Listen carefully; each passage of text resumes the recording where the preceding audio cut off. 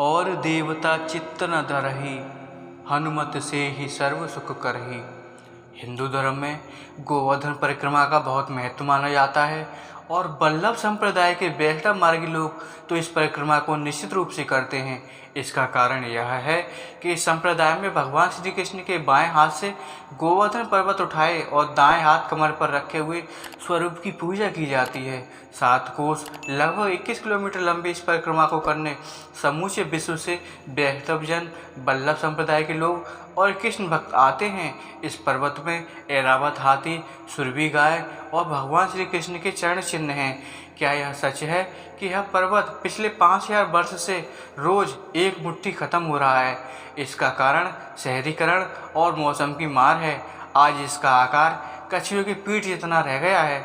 स्थानीय सरकार द्वारा पर्वत के चारों ओर की गई तारबंदी से 21 किलोमीटर के अंडाकार पर्वत को देखने पर ऐसा प्रतीत होता है कि भूरी मिट्टी और कुछ घास जबरदस्ती बड़े बड़े पत्थरों के बीच उगा दी गई है। इस पर्वत के चारों ओर गोवर्धन शहर और कुछ छोटे छोटे गांव हैं, लेकिन अगर आप गौर से देखेंगे तो आपको पता चलेगा कि यह शहर पर्वत पर ही बसा हुआ है और इसके 2 सिरे छूट गए हैं। इसे ही गिरिराज पर्वत कहा जाता है।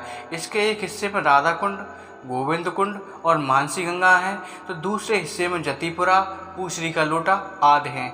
इस शहर की मुख्य सड़क पर एक भव्य मंदिर है। उसी मंदिर में पर्वत की शिला के दर्शन करने से यात्रा प्रारंभ होती है और वापस उसी मंदिर के पास आकर उनके पीछे के रास्ते से बाहर आते ही मानसी गंगा पर समाप्त होती है। ये चलिए आपको बताते हैं हनुमान जी और गिरिराज पर्वत की अनसुनी कथा के बारे में। हनुमान जी के जीवन की विशेषता यह है कि जो भी उनके संपर्क में आया वह किसी तरह उन्हें भगवान के करीब ले आए। विभीषण उनसे लंका में मिले। वे उनकी संगति और बातचीत से इतने प्रभावित हुए कि उन्होंने रावण की पूरी सभा में हनुमान का पक्ष लिया।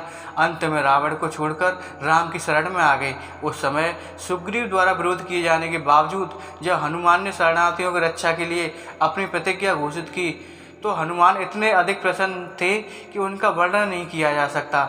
हनुमान जी तुरंत विभीषण को प्रभु के पास ले गए।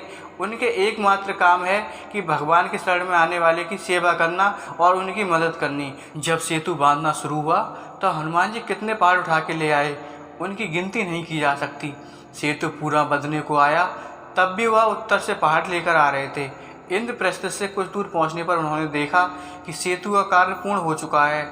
उन्होंने सोचा अब इस पहाड़ को लेने का क्या मतलब है। उन्होंने वहीं रख दिया, लेकिन वह पहाड़ भी एक साधारण पहाड़ नहीं था। उसकी आत्मा प्रकट हुई। उसने हनुमान जी से कहा, भक्तराज, मैंने ऐसा क्या अपराध किया है कि तुम्हारे चरण का स्पर्श पाकर भी मुझे ईश्वर से वंचित किया जा रहा है। मुझे यहाँ मत छोड़ो, मुझे वहाँ ले जाओ और मुझे भगवान के चरण में रख दो। अगर धरती पर जगह नहीं है तो समुद्र में डुबो दो। अगर मैं प्रभु के काम न आ सकूं तो इस जीवन में क्या लाभ है। हनुमान जी ने कहा, गिरिराज, आप वास्तव में गिरिराज हैं। आपकी इस अट्टू भक्ति को देखकर मैं आपको ले आना चाहता हूँ, लेकिन भगवान ने घोषित किया है कि अब कोई भी पहाड़ नहीं लाया जाएगा। मैं चिंतित हूँ, लेकिन मैं तुम्हारे लिए भगवान से प्रार्थना करूँगा। जैसा कि वे आदेश देते हैं मैं आपको जल्दी बताऊँगा। हनुमान भगवान के पास पहुँचे। उन्होंने भगवान को गिरिराज की सच्चाई और प्रार्थनाएं प्रस्तुत की। प्रभु ने कहा, हनुमान जी, गोवर्धन पर्वत मेरा सबसे प्रिय है। आप इसका उद्धार किया है। आप जाओ और उसे बताओ कि द्वापर में मैं श्री कृष्ण के रूप में अवतार लूँगा और उसे अपने ही इस्तेमाल के लिए इस्तेमाल करूँगा। 7 दिनों तक अपनी उंगली पर रखकर ब्रजजनों की रक्षा करूँगा। हनुमान गोवर्धन पर्वत के पास ब्रजभूमि में गए और गिरिराज गोवर्धन को भगवान का संदेश सुनाया। हनुमान जी की कृपा से गोवर्धन गिरी भगवान के परम कृपा पात्र बन गए। यह भगवान की नित्य लीला का हिस्सा बन गए। आई होप ये वीडियो आपको ज़रूर पसंद आई होगी। इस वीडियो पर आपकी क्या राय है कमेंट करके ज़रूर बताइए। वीडियो पसंद आई हो तो लाइक और शेयर करना बिल्कुल मत भूलिए। चैनल पर नए हो तो चैनल को सब्सक्राइब कीजिए। वीडियो पूरा देखने के लिए आपका बहुत बहुत धन्यवाद। जय श्री राम, जय बालाजी महाराज, जय बाबा नीप करौरी।